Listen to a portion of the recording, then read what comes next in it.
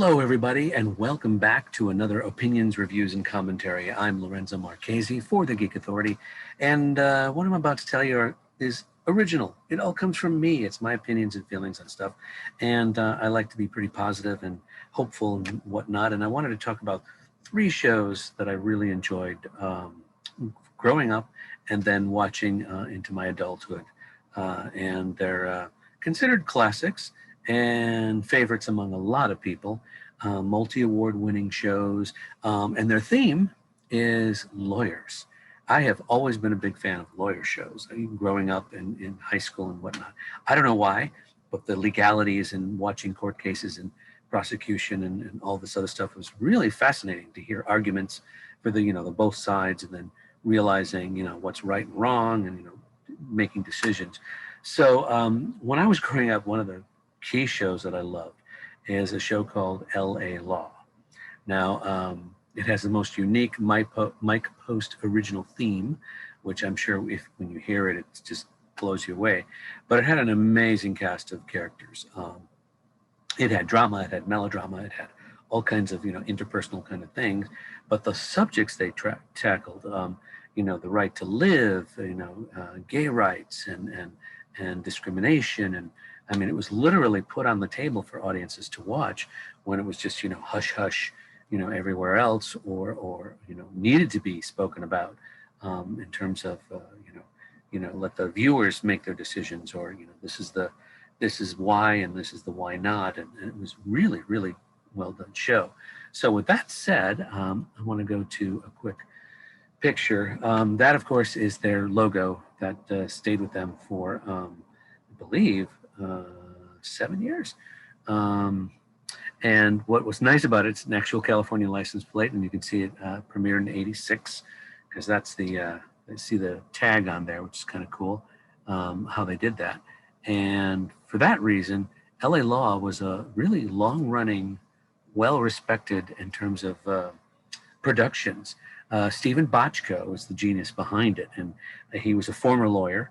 And he's created such other shows like Ally McBeal and all kinds of stuff. So he's got a pretty good record of legal shows being amazing.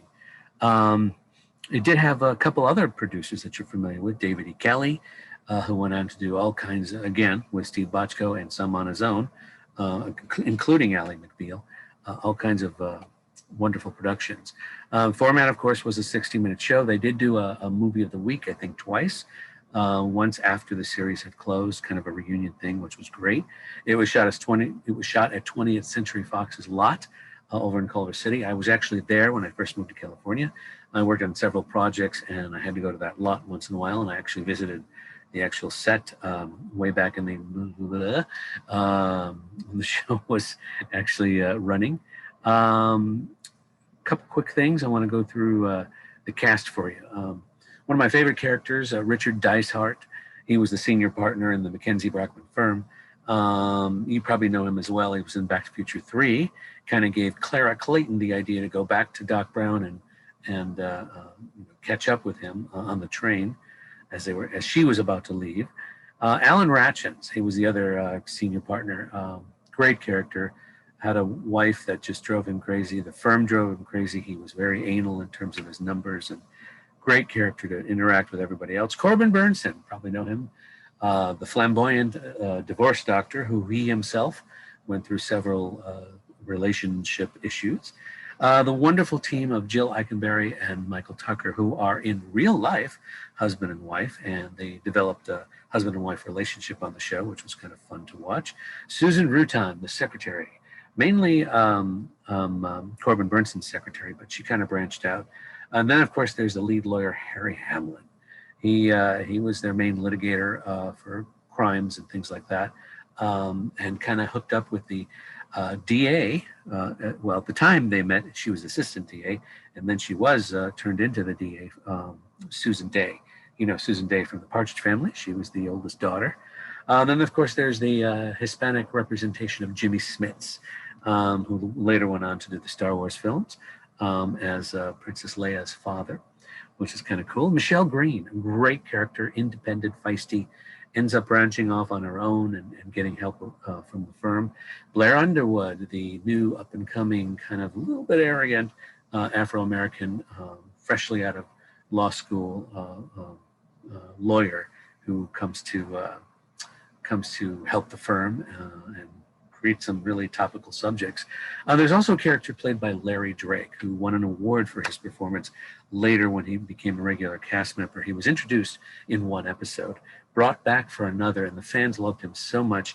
He was a character that had, I believe it was Down syndrome, just mentally retarded in terms of his development. Not that he couldn't learn, took him a while to learn, but he didn't quite get things quickly enough. And what a great character, what a great performance Larry Drake did in terms of allowing the handicapped to be prominent and meaningful in a story about, their situation or how they can contribute to society. It was just phenomenal what he did. I'm tearing up a little thinking about it.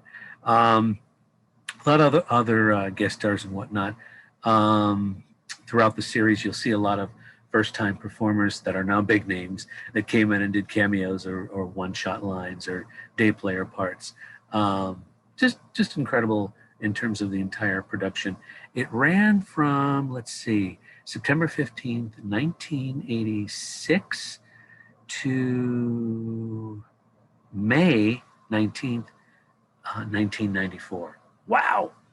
That's quite a long run for a series. And I tell you, it was fresh and new every season. Of course, some characters left, some new characters came in.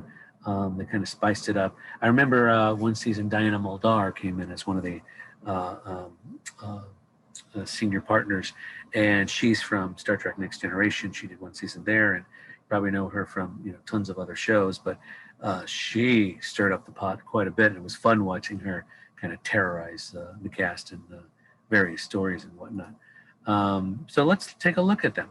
Alan Ratchins, Corbin Burnson, there's Jimmy Smits, Michael Tucker, Michelle Green on the side there, Jill Eikenberry, Richard Dicehart, of course, Harry Hamlin. That was season 1. That was pretty much the main cast. And here comes season 2, 3, 4, and so on. You can see, let's see who's new there. Susan Rutan's been added. She's the secretary on the far left. Pretty much everybody's there. And of course, Susan Day right in the middle there. Forgot about her. And then as the later seasons went on, you can see there's Larry Drake, played the handicapped individual. Then there's another character on the far left there. I forget his name. He was also introduced. His assistant down there below her. Just a great conception of mixing it up and making it fun for the viewers and topical, of course. Another show that I really enjoyed is this guy. This guy, you probably know him as Andy Griffith. From the Andy Griffith Show, with Ron Howard and so on and so forth. But this is Andy Griffith in a series called Matlock. He played Matlock for 9 years, 9 seasons. Again, a lawyer from Atlanta, Georgia, who had that Southern wit and that thriving for fried chicken and all kinds of home cooking that he shouldn't be eating at his age, as his daughter constantly reminded of in the series. But he again dealt with various topics. Basically, the premise of this show was somebody would get murdered and somebody would get wrongfully accused. He would jump on that horse of that wrongfully accused person and literally make a stand and prove that that person didn't do it. Whether it was rich, poor, whatever, a lot of friends would ask for his legal advice and help. And it's just a fun show. Okay, here's a couple of the cast members as well, but let me tell you a little bit about the show. Matlock was a Dean Hargrove creation, came up with this character, presented it to Andy Griffith, and Andy Griffith became an executive consultant as well in terms of the topics and things that they would address, but lasted for quite a while.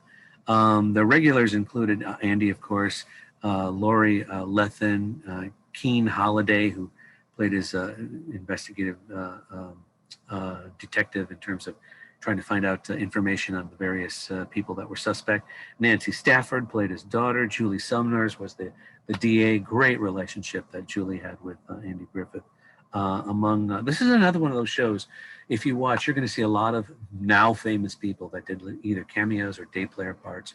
In one case, Nana Visitor from Deep Space Nine, the Star Trek series, she appeared on the show 4 times as 4 different characters. And in one episode, she played her sisters. There were 2 sisters. She played the 2 parts. And it was amazing to see these performers come on and strut their stuff in terms of bringing the show to life.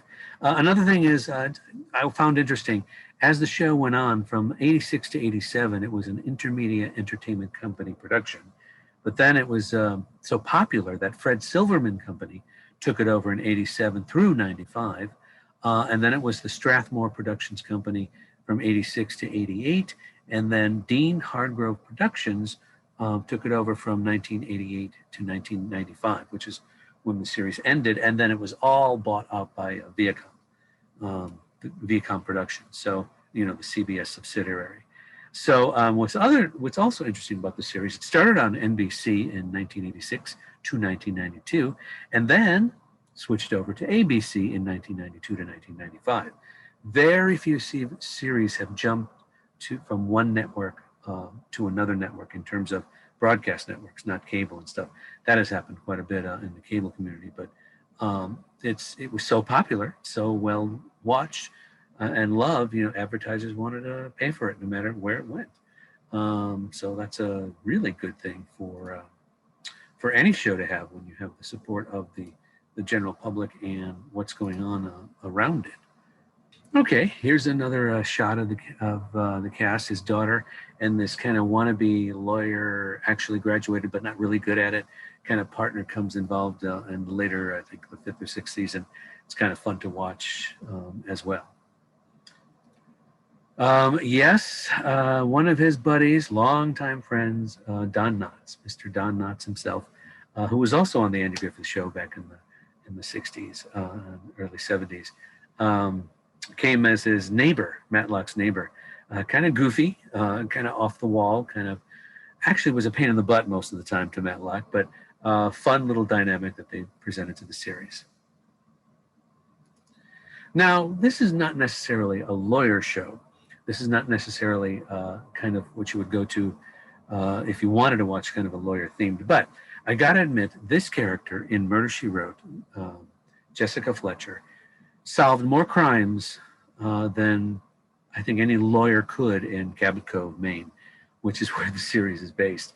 Murder, She Wrote was a wonderful series, again, filled with guest stars. She had so many friends in the business that people, movie stars from the 40s and 50s, she would be brought out of retirement to do either a small daytime kind of part, or maybe a meaty role. But it was fun to watch who showed up in each episode. And what's nice is they don't do this anymore. They tease you. They'd say things like, tonight on Murder, She Wrote, and then they show you clips and you get to see, Chuck Connors or all these guest stars that were going to be on it. And now when you watch it in retrospect on DVD, it's just as exciting. The stories are just as interesting. And I tell you, Angela Lansbury is an amazing actress. She's an award-winning, multi-award-winning actress for this show, and does a phenomenal job. And there she is in her heyday. And boy, she was beautiful then. And she's still beautiful. If you saw Mary Poppins Returns, she's still singing. She's still not quite dancing, but she looks very, very good for a person in her late 80s or early 90s. I forget how old she is now, but I tell you, she's a dynamic woman. Murder, She Wrote was actually created by Peter S. Fisher, Richard Levinson, and William Link.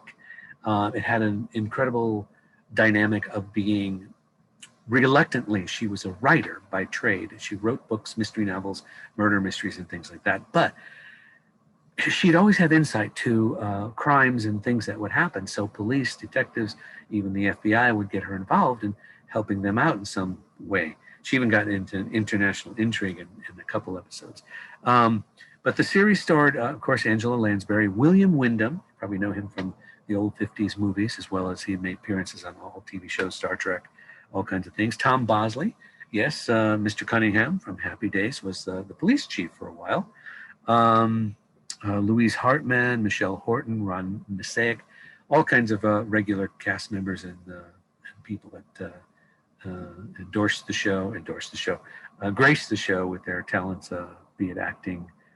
Many writers on the show too created some great mysteries and murder dramas and things that, again, reluctantly Jessica Fletcher didn't want to be involved with, but ultimately pretty much solved every crime that was presented to her. It premiered, Murder, She Wrote premiered on September 30th in 1984. It was a CBS Hallmark.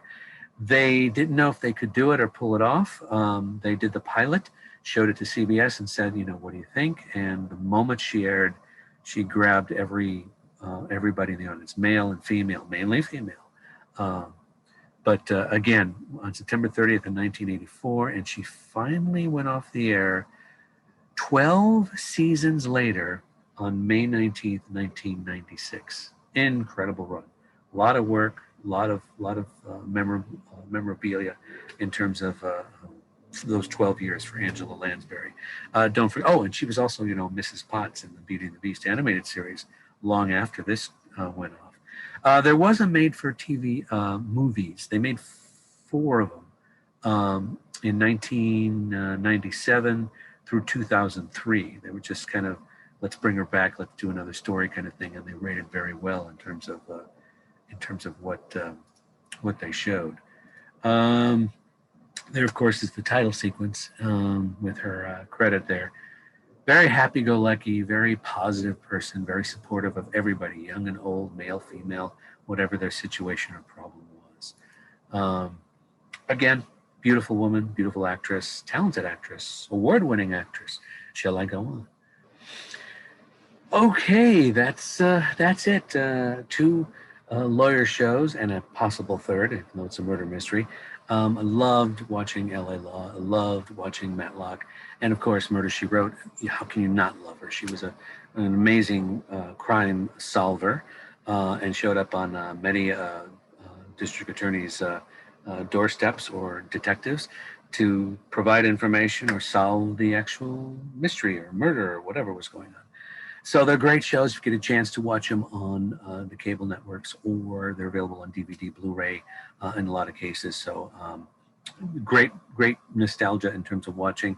Look for the casts, look for the writings, the topics. It's just amazing what they had, the kind of programming they had way back when. Topical, interesting, character-driven, story-driven kind of situations. They don't have that a lot right now. In my opinion, personal opinion, wherever it is. It's just we got too many reality shows. It's just overwhelming, how often we want to point a camera at somebody and just watch them eat, watch them drink, watch them, make a cookie. Never mind. Don't get me started. Anyway, so great. I'm glad you watched it. If you get a chance, please give me some feedback, comment, whatever. These are some of your favorite shows and what you did and watched.